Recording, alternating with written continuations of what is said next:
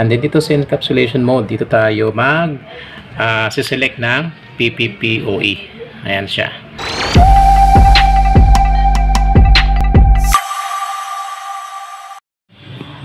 Okay, so mga ka-IT, may mga nag-PM sa atin, no, kung paano daw gawing PPPoE setup, PPPoE setup yung 5v5 natin para sa ating mga piso Wi-Fi in the machine. So yan ang ating gawin sa ating video.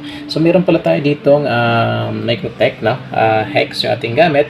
Yan, so ito ay na-setup na natin. Meron na itong internet. So ito galing yan sa ating main router, no. At meron na tayo ditong PPPoE server at PPPoE account, no. So itong 5v5 natin, gawin natin itong client. Alright, so yung ating laptop pala ay kinonect natin sa port 2. Yan, ito siya. Punta sa ating laptop at meron na tayong internet, no, dito sa ating laptop. So try natin. So Google tayo. Yan, nakakapag-browse tayo dito sa ating laptop. Okay, so itong port 2, port 3, tsaka port 4, yun na yung nabilong sa ating bridge LANs, no? Meron na tayong internet dyan. Pero yung ating port 5, yan yung bridge natin para sa ating PPPoE, no? So before tayo makakonect sa internet, ay kailangan nating connect dyan, no, via PPPoE. So try natin dito sa ating laptop kung meron tayong internet dito sa port 5. Okay, so kung pansin nyo, nawalan tayo ng internet dito sa ating laptop. Kasi nga naka PPPoE itong ating port 5 dito sa ating Microtech hex. Okay, so ang gagawin natin mga ka-IT, dito tayo mag-configure ng ating PPPoE sa ating 5v5. Okay, para magamit natin ito, no, pag tayo ay mag-deploy ng mga piso Wi-Fi natin. So PPPoE na naka-router 1, no, yung kanyang mode ng ating 5v5. So ito yung cellphone natin na ating gagamitin sa pag-setup ng ating PPPoE. So dito tayo sa kabila. So before tayo mag-start, shoutout pala muna tayo dyan sa kay Ariana Grenade YT, and shoutout na rin dyan sa kay Sari Budoy from Taiwan. Yan, maraming salamat mga idol sa patuloy na suporta. Alright, so cellphone, no, yung ating gagamitin kasi karamihan sa mga ka-IT natin dyan ay cellphone yung gamit.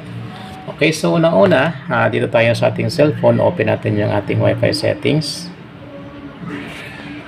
Okay, so connect tayo, no, sa ating 5v5. Yung side din yan ay wireless net 5G tsaka wireless net. So i-off ko muna yung aking data. Ayan. So connect tayo sa wireless net. Then enter natin yung password. So password nito ay 8 letter E. Ayan.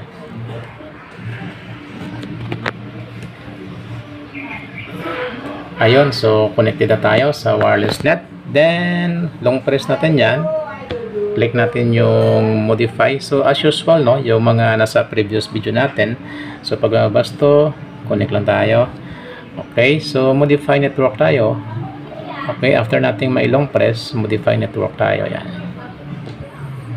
And then show advanced options. Then click natin yung IP settings. Ito. Then dito tayo sa static. Okay, so dito mayroon na tayong value dyan, no? So automatic na nagkaroon. So pag wala pa, maglagay lang tayo dyan ng IP address na same IP subnet ng ating 5v5. So ito, tama ito. And then yung gateway dyan, ito yung IP ng ating 5v5, 192.168.100.1. Then dito sa DNS ay pwedeng ganyan din lagay natin. Pwede ring 8.8.8.8. Okay, so pag okay na, click natin yung save. Yan, so na-disconnect tayo. Kailangan na natin mag-reconnect. Okay, so connected na tayo mga ka-IT. So ang gawin natin dyan, mabukas tayo ng ating Google Chrome. Ito. And then dito sa taas, so mayroon na nga, no, type lang natin yung 192.168. Ito palitan natin .100. Yan, .1. So yan yung ating ilagay dapat, no, yung default IP ng ating 5v5. Then, go lang natin. Okay, so ito na. So, log-inan tayo dito. Gamitin natin yung telecom admin. Admin. Yan. And then, yung password niya, balik rin na natin. Admin telecom naman. Admin telecom. Yan, login tayo. Okay, so nakalagin na tayo sa ating 5v5. So, first, ito yung lalabas dyan. So, ang gagawin natin dito, click lang natin yung exit. Okay, so ito na ang kanyang homepage. So, first, gagawin natin dyan. Punta tayo sa advanced. And then, dito sa 1. Ayan ang kanyang 1. So, gagawa tayo dito ng ating 1 configurations, no? Okay, so gawin natin, click natin yung new. And then dito mga ka-IT, yung enable 1, so dapat naka-check yan. And then dito sa encapsulation mode, dito tayo mag-select ng PPPoE. Ayan siya. So click natin, PPPoE. And then ito sa may protocol type, 1 mode, saka service type, walang tayong mabaguhin dyan. So, naka-router mode tayo, no? O router 1. Okay, so dito sa VLAN, yan, check natin yan. So, ito ay gagawin nating router, no? Na naka-PPPoE. Alright, then itong username, dito natin ilagay, no? Yung username at password na ginawa natin dito sa ating PPPoE server. At sa ating secrets account, no? Ng ating PPPoE clients sa ating hex. Okay, so dito may ginawa na ako. Ang ginamit ko lang dyan ay 5v5 na account. And then, ang password is 12345. So, dito, ilagay natin 5v5. So, yan lang yung ginawa kong username or account. No, client account natin. Then, sa password, ilagay lang natin dyan yung password din, of course, na ginawa natin. So, nilagay ko ay 1, 2, 3, 4, 5 lang. Okay, so yan. Parang 4 lang yata. Ulitin natin. 1, 2, 3, 4, 5. Yan. Then, gawin natin dyan. Scroll down tayo. Dito sa NAT type, no, pwede nating select yung fold cone NAT. And then, apply natin. Okay, so dito pala sa IP acquisition mode, dapat naka-PPPoE din. Okay, so take note dyan mga ka-IT. Then, apply natin. Okay. So, tingnan natin sa taas. Ayan, so okay na. So, next na gagawin natin, punta tayo sa ating LAN.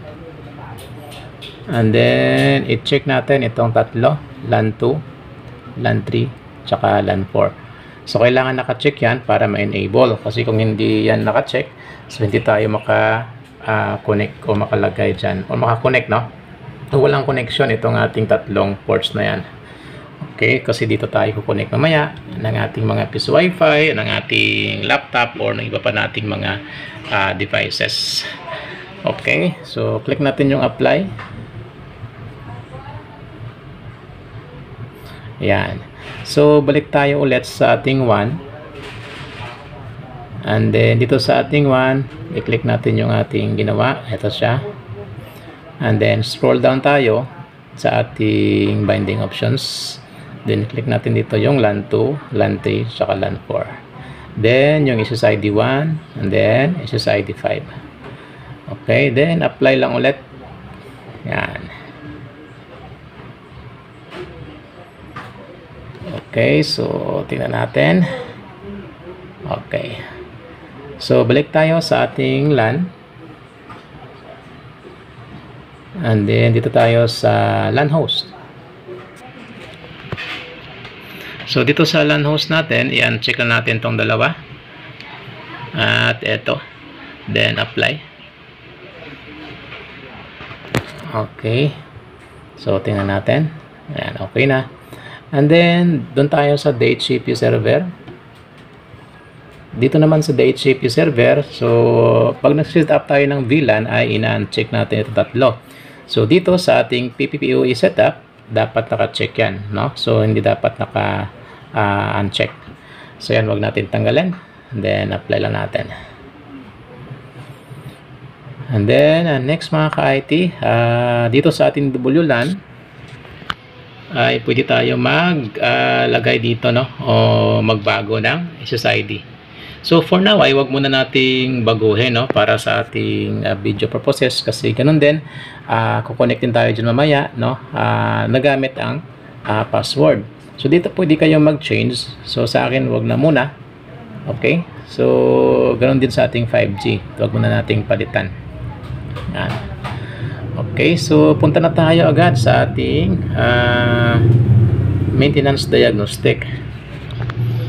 Okay, so again, kung pansin nyo, itong ating 5B5 ay wala pa yung internet, no? Kahit naka input na tayo ng ating PPPoE account, no? Username tsaka password, so wala pa tayong internet unless, okay, sinelect natin dito sa ating upstream port. Okay, so para malaman natin itong ating cable na to, so ilipat ko dito sa ating 5B5. Okay, so ito yung sa ating port 5, no? Yung sa ating bridge PPPoE. Yan, so lagay ko dito sa port 1. So yung port 1 or yung LAN 1, yan yung gagawin natin na upstream port dito sa ating setup, sa ating 5B5. Ayan siya. Okay, para dito papasok o dadaan yung ating internet mula dito sa ating Microtech Hex. Yan, napunta dito. So as of now, wala pa yung internet, pansin nyo.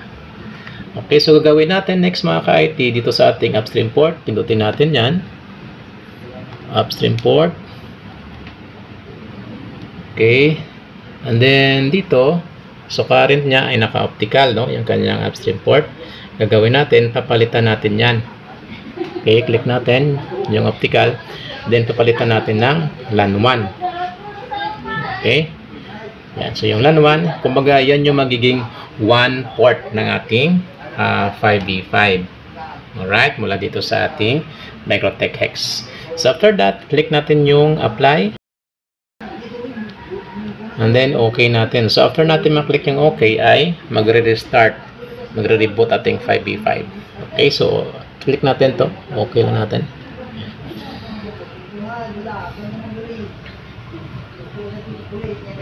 Ayun. Ayan, so magre-restart na yung ating 5B5.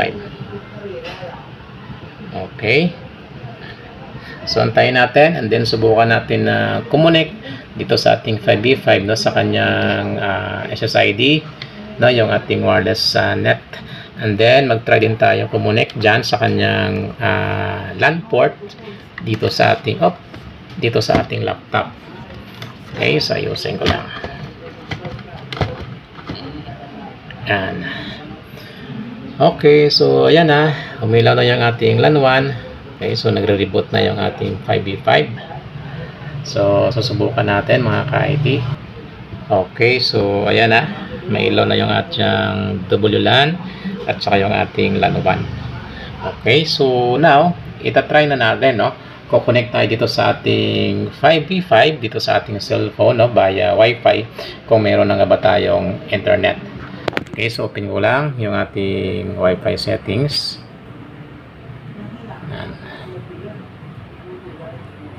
And then connect tayo dito sa kanyang wireless net, no, sa ating 5B5. Okay, connect tayo. Ayan. So malalaman natin kung meron na tayong internet. So ayun, no, yan, connected na. Ayun, so may pumasok na message.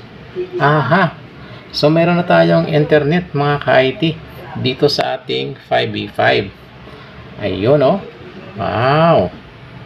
So wireless net connected with good quality. So try nating mag speed test, no.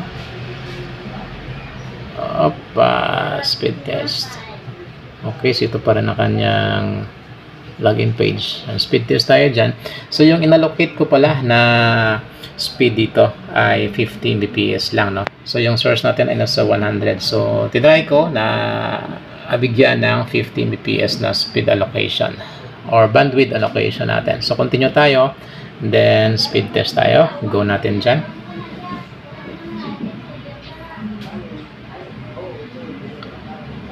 So tingnan natin kung nasa 50 Mbps nga ba. Ayun, no? Okay, so yan, tamang-tama mga ka-IT. Sa 50 Mbps yung ating nakakuha. So once again, connected tayo dyan, no, sa ating wireless net. Yan. Okay. Yan, meron tayo internet. So anong gagawin natin? Kukonect naman tayo dito sa ating laptop, no? From here sa ating 5v5 via LAN cable. Tingnan natin kung makakonect nga ba tayo. Okay, so lipat ko lang to. Then ito, connect ko lang yung extra cable natin. Op. Yan. So kahit saan dito, no, sa LAN 2, LAN 3, tsaka LAN 4. Yan. So connect ko lang dito sa ating USB to LAN.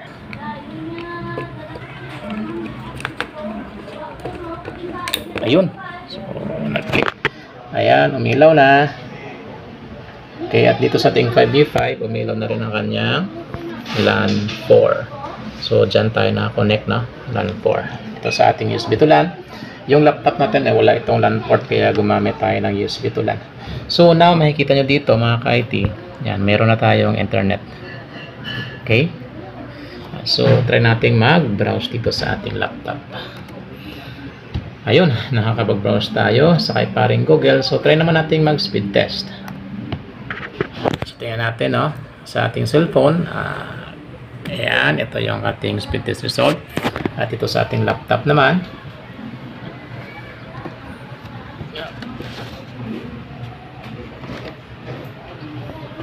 So meron tayong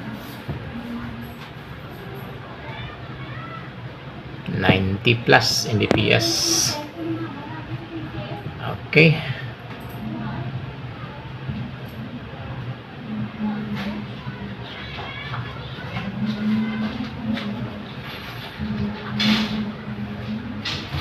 Okay, so meron tayong 90 Mbps ang ating nakuha dito sa ating 5v5.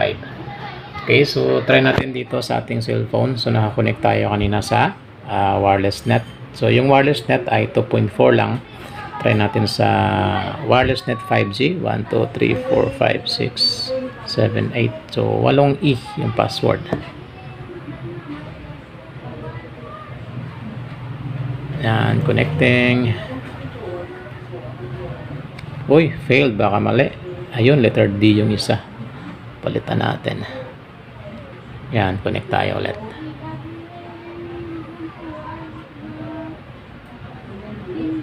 Ayun, so connected tayo, no? Wireless net 5G. Okay, then speed test tayo ulit.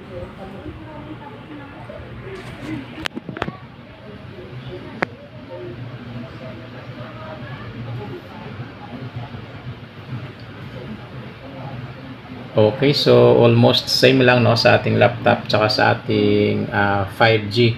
So itong speed na nakuha natin sa ating 5v5 via LAN cable, ito yung gigabit connection natin, no? Kasi ito ang 5v5 natin, naka-gigabit yung LAN port niyan.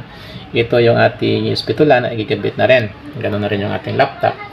So yan, almost same lang. So ito 5G yung ating kinonektahan kanina, no, wireless net 5G. So yung sa wireless net yan lang, yung 2.4 ay nasa 50 Mbps. Okay, so both mga ka-IT, meron tayong internet at working yung ating ginawa, no, dito sa ating 5v5 PPPoE setup, no, mula dito sa ating Microtech Hex. So dito pwede na tayo maglagay dyan ng ating piso wifi, port 2, port 3, saka port 4, saka yung iba pa nating mga devices. So pakita ko pala muna, no, yung PPPoE account natin ginawa, no, dito sa ating Microtech Hex, no, para dito sa ating 5v5. So para ma-verify natin, buksan ko lang yung ating Winbox. Okay, so ito yung ating Winbox.